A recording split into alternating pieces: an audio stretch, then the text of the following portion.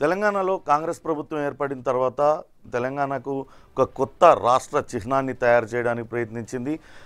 రాష్ట్ర అవతరణ దినోత్సవం జూన్ 2 కన్నా ముందు ఒక చిహ్నాన్ని తయారు చేసింది. అయితే దీనిపైన అనేక మంది అభ్యంతరాలు లేవనెత్తడంతో సరికొత్త డిజైన్లతో ఒక రాష్ట్ర చిహ్నాన్ని తయారు చేయించే పనిని ప్రారంభించింది. ఇప్పటికే రుద్ర రాజేశం దాదాపుగా 10 డిజైన్లను అందరి అభిప్రాయాలను అటు రాష్ట్ర వ్యాప్తంగా ఉన్న అన్ని జిల్లాల ప్రజల అభిప్రాయాలను కవులు కళాకారులు అటు ఉద్యమకారులు అందరి అభిప్రాయాలను పరిగణలో తీసుకొని కొత్తగా లోగోలను తయారు చేశారు. ఈ లోగోలన్నింటినీ కూడా ప్రజల ముందుంచి వాటిల్లో ఒక లోగోను రాష్ట్ర అధికారిక చిహ్నంగా ఉంచబోతున్నారు. ప్రస్తుతం బిగ్ టీవీ స్క్రీన్ పైన రుద్ర రాజేశం తయారు చేసిన లోగోలను మీరు ఎక్స్క్లూజివ్గా చూస్తున్నారు.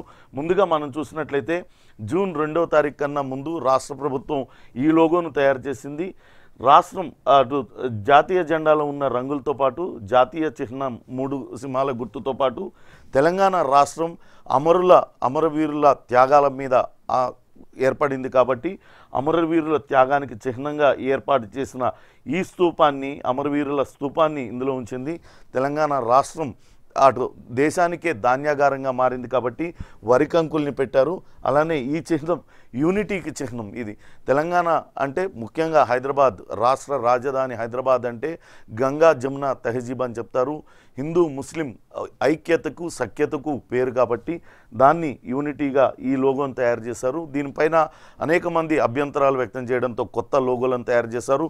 ప్రస్తుతం ఆ కొత్త లోగోలు ఎలా ఉన్నాయి, వాటిల్లో ఉన్న విశిష్టతలు ఏంటి, ప్రత్యేకతలు ఏంటి అనేది వివరించడానికి మనతో మా కొలీగ్ నగేష్ సిద్ధంగా ఉన్నారు. బిగ్ టీవీ స్క్రీన్ పైన రుద్ర రాజేశం తయారు చేసిన సరికొత్త లోగోలను ఎక్స్క్లూజివ్గా మీకు వివరించే ప్రయత్నం చేస్తాం. నగేష్. ఖచ్చితంగా పవన్, తెలంగాణ రాష్ట్రం అంటేనే ఉద్యమాల పునాదులపైన నిర్మించబడ్డది.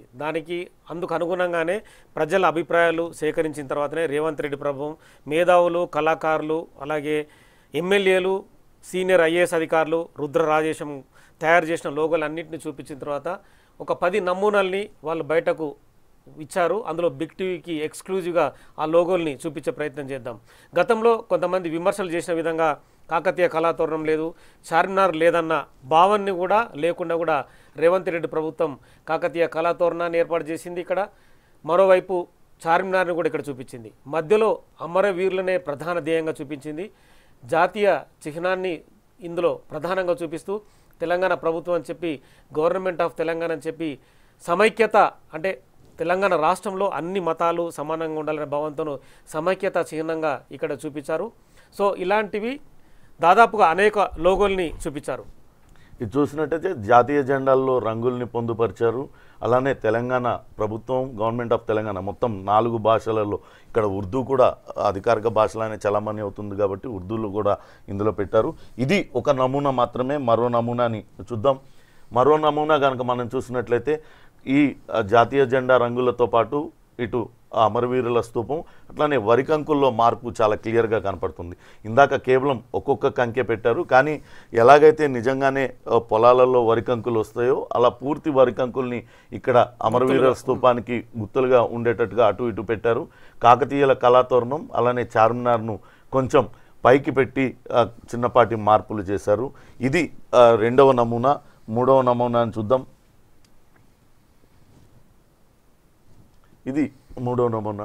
3వ నమూనా కూడా మీరు చెప్పినట్టుగా వరి కంకులు అనేది గుర్తులుగా లేకుండా వరి కంకిని ఒకవైపు మరొక వైపు వరి కంకిని అందులో కాకతీయ కళాతోరణాన్ని అలాగే చార్మినార్ని మధ్యలో అమరవీరుల స్తూపాన్ని తీసుకొచ్చారు. అలాగే జాతీయ చిహ్నం మిగతా యాజ్టీజ్గా చూపించారు. అంటే అన్ని మతాలు సమానంగా ఉండేటట్టు చిహ్నం కావచ్చు, మిగతా భాషల్ని కూడా ఇక్కడ ఏది లేకుండా కూడా తెలుగు ఇంగ్లీష్ ఉర్దూ అన్ని యాజ్టీజ్గా చూపించారు. కంకుల మధ్యలో ఈ రెండింటిని అటు తెలంగాణ ప్రతిబింబించే విధంగా కాకతీయుల కళాతోరణాన్ని చార్మినార్ని మధ్యలోకి అమరవీరుల స్తూపానికి కుడివైపు ఎడం వైపుకు ఉండేలా ఒక నమూనాను తయారు చేశారు. మరో నమూనాను చూద్దాం. ఈ నమూనాను కనుక మనం చూసినట్లయితే ఇందులో కింద సమైక్యతకు చిహ్నాన్ని తీసివేసి ఆ కింద చార్మినార్ నమూనాని పెట్టారు. ఆ మధ్యలో అమరవీరుల స్తూపాన్ని యథాతథంగా ఉంచేసి దానిపైన పెద్దగా కాకతీయుల కళాతోరణాన్ని పెట్టారు. ఆ పైన కంకుల్ని ఏర్పాటు చేశారు. అంటే తెలంగాణ అనేది దేశానికే అటు ధాన్యాగారంగా మారింది అని చెప్తూనే వీటిలన్నిటికీ కూడా సమప్రాధాన్యత. కాకతీయుల సామ్రాజ్యం చాలా పెద్ద సామ్రాజ్యం, తెలంగాణ వ్యాప్తంగా ఉన్నది కాబట్టి దాన్ని ప్రతిబింబించే విధంగా, అట్లనే చార్మినార్ హైదరాబాద్కి ఒక ఐకాన్గా ఉంది, తెలంగాణ రాజధానికి కాబట్టి దానికి సంబంధించింది కూడా ఇందులో ఏర్పాటు చేశారు. మరో నమూనాను చూద్దాం. ఖచ్చితంగా ఇక్కడ కూడా సత్యమేవ జయత అని చెప్పి జాతీయ చిహ్నం కావచ్చు, అలాగే రెండు వైపులా కూడా విజయ చిహ్నాలని చూపించారు. ఇవి కాకతీయ కళాతోరణంలో రెండు వైపులా ఉండేవి, అవి మాత్రమే ఉంచారు. చార్మినార్ ని తీసేసి ఇక్కడ మళ్ళా సమైక్యతకు చిహ్నం పెట్టారు. ఇలానే వరి కంకుల్ని ఏర్పాటు చేశారు, అమరవీరుల స్తూపాన్ని, మళ్ళీ మిగతా అంతా కూడా రైటింగ్ అంతా కూడా యాజ్ ఇట్ ఈస్ గా. అయితే దీనిపైన జూన్ 2వ తారీఖున అటు రాష్ట్ర అవతరణ దినోత్సవం రోజున ముఖ్యమంత్రి రేవంత్ రెడ్డి ఈ చిహ్నం గురించి మాట్లాడారు. కొత్త అధికారిక చిహ్నం ఎలా ఉండబోతుందనేది రేవంత్ రెడ్డి ఏం మాట్లాడారు, ముఖ్యమంత్రి రేవంత్ రెడ్డి ఏం మాట్లాడారో ఒకసారి ఆ బయట చూద్దాం. చిహ్నం ఒక జాతి చరిత్రకు అద్దం పడుతుంది. జాతి చరిత్ర మొత్తం నిక్షిప్తమై ఉండేది చిహ్నంలో మాత్రమే. తెలంగాణ అంటే ధిక్కారం, తెలంగాణ అంటే పోరాటం. రాష్ట్ర అధికారిక చిహ్నంలో అది ప్రతిబింబించాలి. ఆ దశగా ప్రజాప్రభుత్వం నూతన చిహ్నాన్ని రూపొందించే పనిలో ఉంది. వివిధ వర్గాల నుంచి వచ్చిన సూచనలు, సలహాలు పరిగణలోకి తీసుకొని రాష్ట్ర నూతన చిహ్నాన్ని రూపొందించే పనిలో ఉన్నాం. మరొక లోగోని చూద్దాం. ఈ లోగో వివరించండి. ఈ లోగో కూడా మళ్ళీ అంటే కాకతీయుల కళాతోరణం, మరోవైపు చార్మినారు, అమరవీరుల స్తూపం, వరి సంబంధించిన కంకులు, సత్యమేవ జయతే, కంకులు ఇట్లా పెట్టి దీన్ని సర్కిల్ చేశారు. రెండు కొంచెం మార్పు చేసే విధంగా కొంచెం కిందికి దించి వీటిలన్నిటిని యథాతథంగా ఉంది. జాతీయ జెండాలో ఉన్న రంగులు కావచ్చు, జాతీయ చిహ్నం అదంతా ఉంది, సమైక్యతకు చిహ్నం ఉంది, అమరవీరుల స్తూపం ఉంది, కాకతీయుల కళాతోరణం. దీన్ని రెండు కంకుల మధ్యలో ఒక రౌండ్ చేసి ఆ రౌండ్లో వాటిని రెండింటిని ఉంచే ప్రయత్నం చేసినట్లుగా మనకు కనపడుతుంది. మరొకటి కనుక మనం చూసినట్లయితే మరొక చిహ్నాన్ని కూడా అమరవీరుల స్తూపానికి ఆనుకొని వరి అంకుల్ని పెట్టడం కావచ్చు, అలాగే పైకి కొంచెం పైకి లేపి జాతీయ చిహ్నం కింద ఇటు కాకతీయుల కళాతోరణం, చార్మినార్ పెట్టారు. ఇందాక ఒక దానిలో మనం చూసాం, కాకతీయుల కళాతోరణంలో ఏదైతే ఈ విజయ చిహ్నం ఉందో ఇటు ఇందులో ఉన్నాయో వాటిలో కింద చిన్నగా పెట్టి అది చూపించే ప్రయత్నం చేసినట్టుగా కనపడుతుంది. మరో చిహ్నాన్ని మనం చూద్దాం. అవును, ఇక్కడ కూడా మేజర్గా తెలంగాణను ప్రతిబింబించే విధంగా కాకతీయ కళాతోరణం ఏర్పాటు చేశారు. కింద అమరవీరుల స్తూపం, ఇక్కడ జాతీయ చిహ్నం, కానీ ఇక్కడ చార్మినార్ అనేది ఇక్కడ కనిపించడం లేదు. అదే ఇది వాస్తవానికి ఇదంతా కూడా చార్మినార్ పైన మనం నలువైపులా చూడవచ్చు. చార్మినార్ పైన కనిపిస్తుంది, రెండు 4 వైపులా కూడా పెడతారు. ఇది మరొక నమూనా, రుద్ర రాజేశం తయారు చేసిన మరొక నమూనాను కూడా చూద్దాం. ఇక్కడ మళ్ళీ సేమ్ యాజ్ ఇట్ ఈస్ గా మీరు అన్నట్టుగా రౌండ్ మార్క్ చేయడం కావచ్చు. మళ్ళీ ఇందాక కంకులు ఇక్కడ పైనుంచి తయారైనాయి, ఇది కొంచెం కంకులను కిందే పెట్టారు, కిందే పెట్టి పెట్టి పైన మాత్రం ఈ సర్కిల్లో ఈ రెండింటిని పెట్టారు. ఇంతకు ముందు మనం చూసిందేమో ఈ కంకుల కింద సర్కిల్ చేసి కంకుల్ని పైకి పెట్టారు. ఈ రెండింటిని ఇటు మార్పు చేసి ఇచ్చేసారు. ఇవి రుద్ర రాజేశం తయారు చేసిన 10 కొత్త నమూనాలు. వీటిలన్నింటినీ ప్రజలు, కవులు, కళాకారులు, ఉద్యమకారులు అందరికీ వీటిని ఇవ్వనున్నారు. వీటిల్లోంచి ఒక చిహ్నాన్ని రాష్ట్ర చిహ్నంగా అధికారికంగా ప్రకటించనున్నారు. అదంతా కూడా ప్రజాభిష్టం మేరకే జరగనుంది. ప్రజలు, కవులు, కళాకారులు ఎవరు ఏది ఎక్కువ మంది నిర్ణయిస్తే దాన్నే తెలంగాణ రాష్ట్రానికి కొత్త అధికారిక చిహ్నంగా ఏర్పాటు చేయనున్నారు. ఇక ఈ డిజైన్లన్నీ కూడా తయారు చేసిన రుద్ర రాజేశంతో మా కొలీగ్ గణేష్ ఎక్స్క్లూజివ్ ఇంటర్వ్యూ ఇప్పుడు చూద్దాం. Welcome to big TV. Telangana logo రాజముద్ర ఆవిష్కరణ కోసం అనేక ప్రయత్నాలు జరిగినాయి. దీని మార్పులు చేర్పులతో ఒక కొత్త లోగోను ఆవిష్కరించారు. గడిచిన జూన్ 2వ తేదీ తెలంగాణ ఆవిర్భావ దినోత్సవం సందర్భంగా దీన్ని ఆవిష్కరించాల్సి ఉంది. కానీ ఇందులో అనేక మార్పులు, ప్రజల యొక్క ఆమోదయోగ్యంతో ఒక సరికొత్త లోగోను తీసుకొస్తామని ముఖ్యమంత్రి రేవంత్ ప్రకటించారు. అంటే ప్రజల చేత, ప్రజల కొరకు ఏదైతే ప్రజాప్రభుత్వం ఉందో అందరూ ఆమోదయోగ్యంతో ఈ లోగో ఆవిష్కరణ జరుగుతుందన్నారు. ఈ లోగో సృష్టికర్త, మరోవైపు ఆర్టిస్టు, కమ్యూనికేషన్ అంటే visual communication artist Rudra Rajesham అంతా ఉన్నారు. రాజేష్ గారు నమస్తే. నమస్తే అండి. అంటే జూన్ 2వ తేదీన ఇది ఆవిష్కరణ జరగాల్సి ఉంది. ఎందుకంటే మీరు ఆ లోగో ఆవిష్కరణ చేశారు, విస్తృతమైన ప్రచారం వచ్చింది. కానీ ప్రజలకు ఇంకా ఆమోదకరమైన ఒక లోగో తీసుకురావడం కోసం ముఖ్యమంత్రి ప్రకటించారు. అంటే ఇప్పుడు దీంట్లోనే ఎలాంటి ప్రయత్నం జరుగుతుంది? ఆ రోజు ప్రకటనతో మీరు ఎటువంటి నిర్ణయం తీసుకున్నారు? దీన్ని కొత్తగా ఆవిష్కరణ ఏమైనా చేస్తున్నారా? చాలా వరకు ఇప్పటివరకు చేశాను నేను. దాదాపుగా అన్ని డెవలప్మెంట్ చేస్తూ 4 నెలల నుంచి ఇప్పుడు ఒక 10 లోగోలను ఇప్పుడు నేను ముందు తీసుకురావాలని చెప్పేసి పెట్టుకున్నాను నేను. దానిలో ఎన్ని రకాలుగా ప్రజల ఆమోదయోగ్యంగా ఉండేందుకరికి చాలా వరకు ఇంప్రూవ్మెంట్ చేశాను నేను. ఆ చేసిన వాటిని నేను మీ ముందు ఉంచుతాను. అంటే ముందుది కాకుండా అంటే మరొక 9 అదనపు మరొక 9 ఇంకా అదనంగా నేను డెవలప్మెంట్ చేశాను. అది వారు ఎప్పుడు పిలుస్తారా వాటి కొరకు. ఇలా మొదటి దాంట్లో ఏముందండి? మొదటిది ఫస్ట్ మనం ఆవిష్కరించిన దాంట్లో ఏముంది? ఫస్ట్ మనం ఆవిష్కరించిన దాంట్లో అసలు మొదటగా తయారు చేసింది ఫస్ట్ ఆవిష్కరించిన మన అమరవీరుల స్తూపం తీసుకున్నాం. దాంట్లో అమరుల త్యాగాల మీదనే మనకు వచ్చింది కాబట్టి తెలంగాణ, దాన్ని ఆ విధంగా ఆలోచించి నేను తీసుకున్నాను. నేను ఫస్ట్ సీఎం గారు మన అసెంబ్లీలో చెప్పారు. ఆ 4 మాటలు చెప్పిన దాన్ని బట్టి ఆలోచించి నేను చాలా రకాలుగా దాదాపు 60 పైనే నేను ఆలోచించి తర్వాత మళ్ళీ మాడిఫై చేసుకుంటూ ఈరోజు ఇప్పుడు ఇంకా 9 ముందుకు పెట్టడానికి ప్రయత్నం చేశాను నేను. దాంట్లో అమరవీరుల స్తూపం ఉంటుంది, తర్వాత వరి కంకులు ఉంటాయి. మన తెలంగాణకు చిహ్నం అది.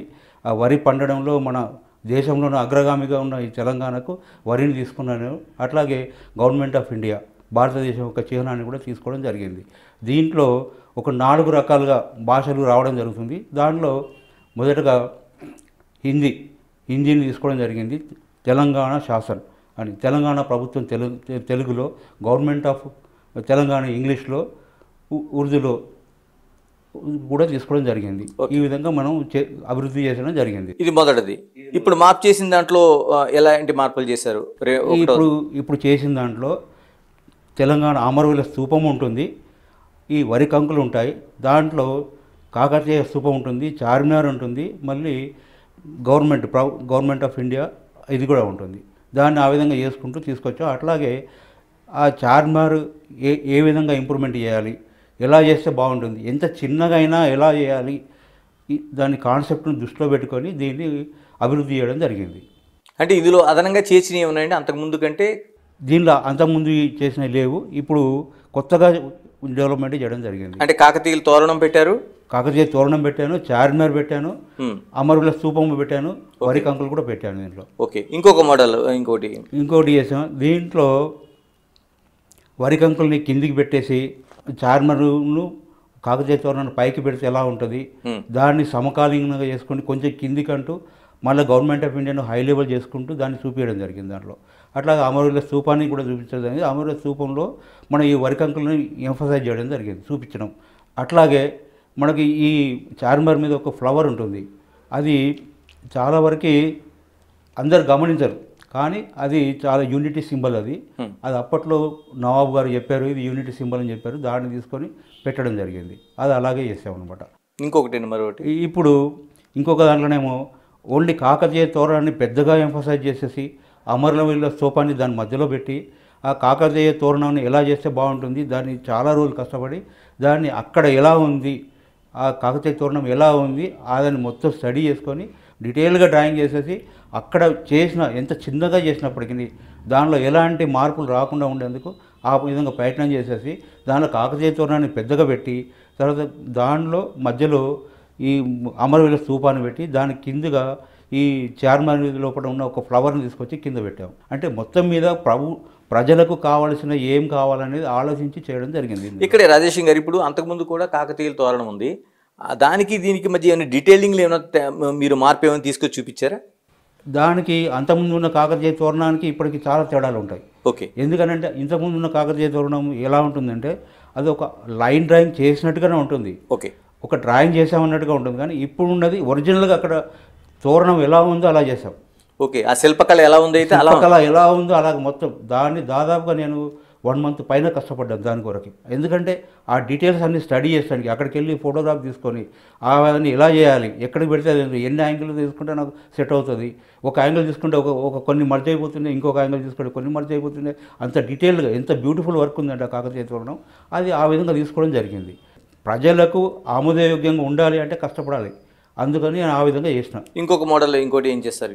ఇంకొక దానిలో ఆ కాకతీయ తోరణాన్ని మరియు చార్మినార్ని కూడా చూపిస్తూ ఈ అమరుల స్తూపాన్ని కొంచెం పెద్దగా చేసి దానిలో మళ్ళీ గవర్నమెంట్ ఆఫ్ ఇండియా ఆ సింబల్ ఏదైతే ఉందో మనది 3 సింహాలు దాన్ని కూడా చూపించడం జరిగింది.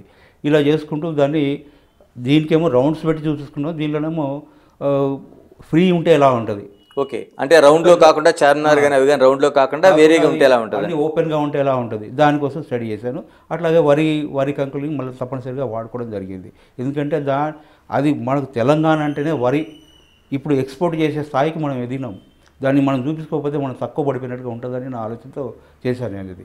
ఇంకొక మోడల్ అండి, దీనిలో మళ్ళీ వరి కంకుల్ని, ఈ అమరవీరుల స్తూపాన్ని మరియు చార్మినార్ని మరియు గవర్నమెంట్ ఆఫ్ ఇండియా సింబల్ని, భారతదేశ ప్రభుత్వం సింబల్ చూపించడం, ఆ తర్వాత చార్మినార్ మీద ఉన్న ఫ్లవర్ని కూడా చూపించడం జరిగింది. అంటే దీన్ని కాంపోజిషన్ చేసినప్పటికీ ఎన్ని కాంపోజిషన్ చేసి ఈవెన్ 15 mm 1.5 సెంటీమీటర్ దానికి దీనికి తేడా ఏముందండి? అంతకుముందు దానికి దీనికి మధ్య ఏం తేడా చూపించారు? దీంట్లో వరి కంకులు కొంచెం ఇంతకుముందు దాంట్లో చిన్నగా ఉంటాయి, దీంట్లో కొంచెం పెద్దగా పెట్టాము. తర్వాత ఇంతకుముందు దాంట్లో కాకతీయ తోరణం చార్మినార్ కొంచెం పెద్దగా ఉంటుంది, దీంట్లో వరి కంకులను ఎంఫసైజ్ చేసాం. మరొక చిహ్నం దీంట్లోనేమో ఒరిజినల్గా వరి కంకులు ఎలా పెడతాం, ఇంతకుముందు గ్రాఫికల్గా చూపించాము. దీనిలో ఒరిజినల్ వరి కంకులు ఎలా ఉంటాయి, ఎలా పెడితే బాగుంటుంది అనేది దీన్ని ఇంకొకటి చూపించాం. సేమ్ అవే కాకతీయ తోరణం మరియు చార్మినారు దానికి సంబంధించిన చూపిస్తూ ఈ వరి కంకులు ఒరిజినల్గా పెడితే ఎలా ఉంటుంది, ఓకే, దాని కంకులు కనిపించేట్టుగా చేశాను. దీన్ని చూపించాం అనమాట. దాని తర్వాతను ఇదే సింబల్స్ని కాకతీయ తోరణాన్ని మరియు చార్మినార్ని కూడా చూపిస్తూ వరి కంకుల్ని పైకి చేసాం. ఎందుకంటే మనకు వరి ఇంపార్టెంట్ అనిపించింది నాకు. అంటే అమరవీరుల స్తూపంతో పాటు సమానంగా చేశారు. ఇప్పుడు వీటిని సమానంగా చేసి వరి కంకుల్ని పైకి చూపించాం. వరి మనకి ముఖ్యమైన ఆహారం, అది ముఖ్యంగా తెలంగాణలో ఇది చాలా పండిస్తారు, వ్యవసాయదారులకు సంబంధించింది. మనం వ్యవసాయదారులతోటే ఉన్నామని చెప్పి చూపించుకోవడానికి ఇప్పుడు ఈ ప్రభుత్వం ప్రయత్నం చేస్తుంది. ఇంతకుముందు ఉన్న ప్రభుత్వాలు ఏ ప్రభుత్వం అయినా మనకు వ్యవసాయదారులే ముఖ్యం అనుకునే భారత ప్రభుత్వం కూడా అదే చేస్తుంది. దానితో పాటుగా నేను చూపించడం జరిగింది. ఇది ఇప్పుడు ప్రతిదానికి మనం కాకతీయుల్ని చూపించాలి, కాకతీయ తోరణమే ఎందుకు పెట్టాలని ఒక ఆలోచన వచ్చింది. అది కాకుండా కాకతీయ తోరణానికి సింబలైజ్డ్ అయిన హంసలు ఆ పక్క ఒకటి ఈ పక్క ఒక హంస ఉంటుంది. అది స్వచ్ఛతకు సింబల్ తీసుకుని వాళ్ళు చేయడం. కాకతీయ శిలా తోరణం పైన ఉంటాయి అవి.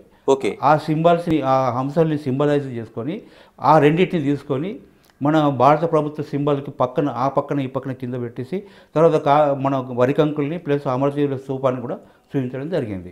కింద ఏమైనా మార్పు ఏం చేశారండి? దీనికి బదులుగా మనం చార్మినార్ తీసేసి చార్మినార్కి బదులుగా మనం ఏం చేసాం, చార్మినార్లో ఉన్న ఆ యూనిటీ సింబల్, ఆ సింబల్ని తీసుకొచ్చేసి కింద పెట్టుకున్నాం. ఓకే, చార్మినార్ పైన ఏదైతే ఒక యూనిక్ సింబల్ ఉంటుంది, ఆ యూనిటీ సింబల్ అది. అప్పుడు వాళ్ళు చెప్పిన దాన్ని బట్టేసి దాన్ని నాకున్న దాని పరిజ్ఞానం బట్టి చేశాను అది. ఇంకొకటి ఏమో వరి కంకులు చూపిస్తూ తర్వాత కాకతీయ శిలాతోరణాన్ని పెద్దగా చూపిస్తూ దానిలో మళ్ళీ అమరుల స్తూపం చూపిస్తూ మళ్ళీ ఆ ఫ్లవర్ని తీసేసి ఆ ప్లేస్లో చార్మినార్ చూపించడం జరిగింది. ఓకే, ఏదైతే కింద ఆ ఫ్లవర్ ఉంది యూనిటీ ఫ్లవర్ చార్మినార్ పైన తీసేసి ఈ చార్మినార్ పెట్టడం జరిగింది. ఈ చార్మినార్ అంటే దేనికి కూడా ఎలాంటి సంబంధం అంటే ఇబ్బంది లేకుండా అన్ని కంపోజ్ చేసి చూపించడం జరిగింది. ఎన్ని మోడల్స్ వచ్చినాయండి మొత్తం? అంత ముందు తయారు చేసిన దాంతో మొత్తం కలిసి 10 మోడల్స్ ఇప్పుడు నేను చూపిస్తున్నాను. నేను 10 ఈ 10 మోడల్స్లో నాకు నచ్చిన విధంగా నేను చేశాను. మరియు ప్రభుత్వం ఏమన్నా సలహాలు ఇచ్చినా దాన్ని పాటించి మరింత డెవలప్మెంట్ ఏమన్నా చేయగలను. అలాగే ఎప్పటి నుంచి స్టార్ట్ చేశారండి? ఇది 2వ తేదీన ఆవిష్కరణ జరగాల్సి ఉంది. అప్పటి నుండి చేశాను నేను. ఎలాగంటే సీఎం గారి ప్రకటన తర్వాత అంటే దాదాపు 4 నెలల నుంచి చేస్తున్నాను ఇది. ఓకే, 4 నెలల నుంచి ఇంప్రూవ్మెంట్ చేసుకుంటూనే పోతాను. ఎంత ఇంప్రూవ్మెంట్ చేస్తే బాగుంటుంది, ఎలా చేస్తే బాగుంటుంది, దాదాపు ఇప్పటికి నేను 60 నుంచి 80 వరకు డిజైన్ చేశాను. ఇప్పుడు మీ ముందు పెడుతున్న మాత్రం 10 మాత్రం పెట్టారు. 10 అంటే ఆ రోజు సీఎం గారు ఒక ప్రకటన చేశారు, అంటే ప్రజలకి అందరికీ ఆమోదయోగ్యంగా ఉండేది. అంటే ఆ రోజు నుంచి స్టార్ట్ చేశారు. ఆ రోజు నుంచి స్టార్ట్ చేసి ఇప్పటివరకు ఇంకా కష్టపడి ఇంకా ఏం చేస్తే బాగుంటుంది, ఎలా చేస్తే బాగుంటుంది, ఎంతవరకు మనం ప్రింటింగ్ చేసినా, ఎన్ని రకాలుగా ప్రింటింగ్ చేసినా, ఏ విధంగా ప్రింటింగ్ చేసినా అది అభివృద్ధి ఎక్కడ కూడా ఎలాంటి మార్పులు రాకుండా ఉండేందుకు అనుగుణంగా చేశాను. మీరు ఇంకోటి చెప్పారు, అసలు ఈ వరి కంకులకు సంబంధించి దాదాపు ఒక 46 ఎంతో ఒక సంఖ్య చెప్పారు. ఇది సంఖ్య ఏంటంటే 46 ఉంటాయి. ఈ 46 అంటే హ్యూమన్ క్రోమోజోమ్స్కు సంబంధం ఉంటుందని ఆలోచించి చేశాను నేను. హ్యూమన్ క్రోమోజోమ్స్ సైంటిఫిక్గా కూడా మనకు హ్యూమన్ క్రోమోజోమ్స్ 46 ఉంటాయి. ఆ 46 సంబంధంగా పెట్టుకున్నట్టుగా నేను తయారు చేయడం జరిగింది. అంటే ఇంకో విషయం కూడా చెప్పారు మీరు అందులో, అంటే ఎంత పెద్ద దగ్గర సైజు నుంచి ఎంత చిన్న సైజు వచ్చినా సరే అది చాలా క్లియర్గా ఉండేలాగా మీరు ఇప్పుడు నేను చేసిన ఈ పనిని 60 ఫీట్ల నుండి 15 mm అంటే ఒక 1.5 సెంటీమీటర్ వరకు ప్రింట్ చేసుకోవచ్చు. అంత పర్ఫెక్ట్గా చేసిన నేను ఇది 60 ఫీట్ల వరకు చేసు. నేను చేసినప్పుడు కూడా ఇదాన్ని ఇప్పుడు నేను చూపించే సైజుకి నేను 24,000 టైమ్స్ ఎన్లార్జ్మెంట్ చేసి డెవలప్మెంట్ చేసిన. అంత పెద్ద సైజు చేసిన నేను చేసి ఎక్కడ మిస్టేక్ లేకుండా ఎలాంటి ప్రాబ్లమ్స్ రాకుండా ఎంత పెద్ద చేసినా ఎక్కడ చిన్నగా చేసినా ఎలాంటి ఇబ్బందులు లేకుండా రావాలి ప్రింటింగ్ కావాలని చెప్పి చేయడం జరిగింది. రాజేష్ గారు, మరొకటి ఇప్పుడు మీరు వేసిన ఏదైతే ఒక ఎంబ్లమ్ ఉందో దీన్ని కూడా అంటే ఒక ఎంబ్లమ్ని చాలా రకాలుగా డిజైన్ చేశారు. దానికి ఇది చాలా రకాలుగా చేయడానికి గల కారణం ఏంటి? ఇది అక్కడ ఒరిజినల్గా మార్బుల్ స్టోన్ తోటి ఉంది. అక్కడ ఫస్ట్ డిజైన్లో అమరవల్లి స్తూపం అక్కడ ఒరిజినల్గా ఉన్నది. అయితే ఆ అమరవల్లి స్తూపంలో మన ప్రతిదాన్ని స్టడీ చేయడం జరిగింది. అక్కడికి వెళ్ళి ఆ స్టడీ చేసినప్పుడు అది పైన ఉన్న ఆ పెటల్స్ ఏదైతే ఉందో అవి మొత్తం 9 ఉంటాయి. అక్కడ ఆ 9 ఏందని నేను స్టడీ చేసుకుంటే ఆ 9 నవగ్రహాలు. అది నవగ్రహాలు, అది మల్లె పువ్వు రూపంలో ఉంటుంది. అక్కడికి వెళ్ళి చూస్తే మనకు కనిపిస్తుంది. అప్పుడు ఆ శిల్పకారుడు చేసిన విధానానికి అవన్నీ నేను స్టడీ చేస్తే అవి నవగ్రహాలు ఆయన ఆలోచించేశాడు. కానీ ఇక్కడ నవగ్రహాలు ఇక్కడ కనబడవు, 9 కనబడేట్టు చేయలేము కూడా ఇక్కడ. అంటే నాకున్న ఈ పరిజ్ఞానంతో నేను చేసింది ఏంటంటే ఇక్కడ 6 పెటల్స్ని చూపించాను నేను. 6 పెటల్స్ ఏంటంటే 60 సంవత్సరాలుగా మనం పోరాటం చేశాం. ఆ 60 సంవత్సరాలు అనేది ఎక్కడ మనం చూపించలేకపోయినాం గతంలో. ఇప్పుడు నేను దాన్ని స్టడీ చేసేసి 60 సంవత్సరాలకు 6 పటల్స్ పెట్టేసేసి కింద ఉన్న బేస్ని అది మల్లెపూ యొక్క బేస్ చూపించేసి దాన్ని ఆ విధంగా చేసి చూపించడం జరిగింది. అంటే మిగతావి కూడా కొన్ని బ్లాక్ అండ్ వైట్లో కనిపిస్తున్నాయి, కొన్ని అట్లా మార్బుల్ లేకుండా చూపిస్తున్నారు. ఇప్పుడు ఇది ఏంటిదంటే ఇది మార్బుల్ స్టోన్ లేకుండా ఇది, కానీ ఇది 3 డైమెన్షనల్ మనకు వరి కంకులు కనబడుతున్నాయి, వరి గింజలు కనబడుతున్నాయి. అయితే ఈ ప్రింటింగ్కి ఎలా చేయాలి? ఈ ప్రింటింగ్ ఇది ఇలా ఎక్కడ చేసినా ప్రింట్ అవుతుంది. ఇది మల్టీ కలర్ ప్రింటింగ్ అంటారు దీన్ని. ఇది ఎక్కడ చేసినా ఎలా అయినా ప్రింట్ అవుతుంది. కానీ మనం కొన్నిటి మీద సింగిల్ కలర్గా వెళ్ళాల్సి వస్తుంది, డబుల్ కలర్గా వెళ్ళాల్సి వస్తుంది. అప్పుడు ప్రింట్ కావాలంటే మళ్ళీ రీడిజైన్ వర్క్ చేయాల్సి వస్తుంది. అందుకని చెప్పేసి అలా చేయాలంటే కూడా మళ్ళీ నాలాంటి ఆర్టిస్ట్ ఎవరో ఉంటారు, వాళ్ళు నేను అనుకున్న లెవెల్లో చేయకపోవచ్చు, కొన్ని మిస్ కావచ్చు. ఇప్పుడు మనం ఏదో సంభాషిస్తున్నప్పుడు ఒకరి గురించి చెప్పేటప్పుడు కొన్ని పదాలు ఎక్కువ చెప్పొచ్చు, కొన్ని పదాలు తక్కువ చెప్పొచ్చు. అలాగే నేను చేసిన ఆర్ట్ను ఇంకొకరిని కాపీ చేసినప్పుడు ఆ కాపీలో కొన్ని ఎక్కువ పెట్టచ్చు, అయినా కొన్ని తక్కువ పెట్టచ్చు. అలాంటి అవకాశాలు రాకుండా ఉండేందుకని నేనేం చేశాను, ఫ్లాట్ కలర్లో కూడా ప్రింట్ చేస్తే ఎలా ఉంటుంది అని ఫ్లాట్ కలర్లో కూడా చేసి చూపించడం జరిగింది. తర్వాత బ్లాక్ అండ్ వైట్లో చేశాను. ఇది బ్లాక్ అండ్ వైట్లో ఎందుకు చేశారు దాన్ని? ఇది బ్లాక్ అండ్ వైట్లో ఎక్కడైనా ప్రింట్ చేయగలుగుతాం మనం. ఇది ఇప్పుడు దీన్నే కన్వర్ట్ చేసి బ్లాక్ అండ్ వైట్లో చేసుకుంటే డిఫరెంట్ అవుతుంది. కానీ మనం ఒరిజినల్గా మనం బ్లాక్ అండ్ వైట్లో చేయడం, మనం ఏం చేసామో అది పర్ఫెక్ట్గా ప్రింట్ అవుతుంది. ఇంకా దానిలో ఎక్కడ మాత్రం తేడా రాకుండా ఉంటుంది. పూర్తిగా దాదాపు 10 లోగోలు వివిధ రకాలుగా అందరికి ఆమోదయోగ్యంగా తయారు చేశారు. ఎప్పుడు దీన్ని సబ్మిట్ చేయబోతున్నారు మీరు? ప్రభుత్వం నన్ను ఎప్పుడు అడిగితే అప్పుడు ఇవ్వడానికి నేను సిద్ధంగా ఉన్నాను. ఇప్పుడు ప్రభుత్వం నన్ను ఎప్పుడు అడిగినా నేను ఇవన్నీ సిద్ధంగా పెట్టుకున్నాను. వారు ఎప్పుడు పిలిస్తే వారికి సబ్మిషన్ చేసేసరికి సిద్ధంగా ఉన్నాను అనేది. ఓకే, అంటే వాళ్ళ పిలుపు కోసం ఎదురు చూస్తున్నారు? వాళ్ళ పిలుపు కోసం నేను ఎదురు చూస్తున్నాను ఇక్కడ. ఇది మీరు ఆర్టిస్ట్గా అంటే చాలా వరకు చాలా లోగోస్ డిజైన్ చేసి ఉండుంటారు. తర్వాత మీకు విజువల్ కమ్యూనికేషన్లో అపారమైన అనుభవం ఉంది. ఇవన్నీ చూసిన తర్వాత ఇది అల్టిమేట్ లోగో అవుతుంది అనుకుంటున్నారా? తప్పనిసరి ఇది అల్టిమేట్ లోగో ఇది. ఎందుకనంటే ఇంత కష్టపడి నేను ఏ పనికి చేయలేదు. ఇన్ని సంవత్సరాల్లో ఇంత కష్టపడి చేయలేదు. ఉదాహరణకి దీంట్లో ఒక లైన్ ఇంకొక లైన్ కూర్చోబెట్టినప్పుడు పక్కన థిక్నెస్ ఏర్పడుతుంది. ఓకే, ఆ థిక్నెస్ని బ్రేక్ చేయడానికి నేను అడోబీ కంపెనీకి లెటర్ రాసి అది ఎలా చేయాలంటే వాళ్ళ దగ్గర కూడా ఆన్సర్ లేదు, జవాబు లేకుండా ఉంటే జర్మనీ నుండి ఒక అమ్మాయి నాకు పంపించడం జరిగింది. ఇది ఇలా చేస్తే బాగుంటుందని. అంటే లైన్ ఆర్ట్లో అది ఎలా చేయాలి అంటే ఇది ప్రతిదానికి లైన్ చేయాల్సిందే. ఇప్పుడు ఈ మల్టీ కలర్కైనా లైన్ వర్క్ చేయాల్సిందే, చేస్తేనే అది అవుతుంది. కాకపోతే ఇది ఏదైతే సాఫ్ట్వేర్ ఉందో ఈ సాఫ్ట్వేర్లో రావాలి అని అంటే మేము చేసిన సాఫ్ట్వేర్లో ఆ పర్ఫెక్ట్నెస్ రావాలంటే వాళ్ళ తలుపు తట్టాల్సి వచ్చింది. తలుపు తట్టి మనం తెలుసుకొని అంత వర్క్ చేస్తున్నాను. దీనిలో చాలా హార్డ్ వర్క్ చేసినాను. ఇంతకుముందు ఇంత పని నేను ఎక్కడ చేయలేదు, నేను ఎవరు చేయలేదు. కదండి. ఇప్పుడు అంతకుముందు అంటే ఆర్టిస్టులు ప్రస్తావన ఎన్ని తీసేస్తే ఒక లోగో కోసం మాట్లాడుకుంటే గతంలో ఉండే లోగో ఇప్పుడు లోగో ఈ రెండింటిని ఇంత కంపారిటివ్గా చూసుకుంటే అంటే ఎన్ని మార్పులు చేశారు, దీని అవసరం ఎంత ఉంది మనకు అసలు? దీని అవసరం చాలా ఉంది. దీన్ని ఎంతవరకు అవసరం చేసుకుంటే అంత ఉంటుంది. తెలంగాణ మొత్తం ఇది వ్యాప్తి చెందాల్సింది. ఏ ఒక్క కళాకారుడు కూడా ఇది ఇట్లా చేశాడు అని అనకుండా ఉండేందుకు నేను వీలైనంత పరిధిలో నాకున్న పరిజ్ఞానం, నాకు దాదాపుగా నేను 78 నుంచి పనిచేస్తున్నాను ఈ ఫీల్డ్లో. 1978 నుంచి పనిచేస్తున్నాను. అప్పటి నుండి కూడా నేను కష్టపడుకుంటూ వస్తున్నాను. నాకున్న పరిజ్ఞానంతో నేను మ్యాక్సిమం రూపొందించాను. ఏ కళాకారుడు చేసినా కానీ ఎక్కడో ఒక్కడ ఉండొచ్చేమో, కానీ మనకున్న తెలివి ఎంతవరకు వ్యాప్తి చెందాలో అంతవరకు చేయగలిగాను నేను. థ్యాంక్ యూ అండి రాజేష్ గారు, థ్యాంక్ యూ వెరీ మచ్. ఇది టోటల్గా మనకి తెలంగాణ రాజముద్ర లోగోకు సంబంధించిన ప్రతిపాదనలకు ఒక పుస్తకం లాంటిదే ఒకటి. ఎందుకంటే ఎప్పుడు పిలిచినా ప్రభుత్వం దానికి సిద్ధంగా ఉండేలాగా ఒక పుస్తకాన్ని ఒకటి ఒక ఆవిష్కరణ జరిగింది. ఇందులో వివిధ రకాలుగా ఇప్పటివరకు రాజేష్ గారు చెప్పినట్టు 9 రకాల గతంలో అంటే ముందు తయారు చేసింది, అంతకుముందు ఇదైతే ఆవిష్కరణ జరగాల్సిన లోగోతో పాటు మరో 9 అదనంగా చేర్చారు. ఎందుకంటే ఎవరైతే కొన్ని డిమాండ్స్ ఉన్నాయో, లేకపోతే ప్రజల ఆకాంక్ష కావచ్చు, లేకపోతే అందులో ఉండాల్సిన కొన్ని డిమాండ్స్ కావచ్చు, ఇవన్నింటినీ చేర్చి ఒక లోగోలు అనేవి 10 లోగోల వరకు ఆవిష్కరణ జరిగింది. ఈ లోగోలు ఎప్పుడు అంటే ప్రభుత్వం ఎప్పుడు పిలుపునిస్తే అప్పుడు దీన్ని తీసుకెళ్ళడానికి మనకి రాజేష్ సిద్ధంగా ఉన్నారు. అంటే ప్రజల ముందుకు చాలా ఎప్పుడు వస్తుందా అనేది ఒక ఆశ ఏదైతే ఉందో అది త్వరలోనే నెరవేరుతుందని అంత ఆశిద్దాం. Keep watching big TV. This is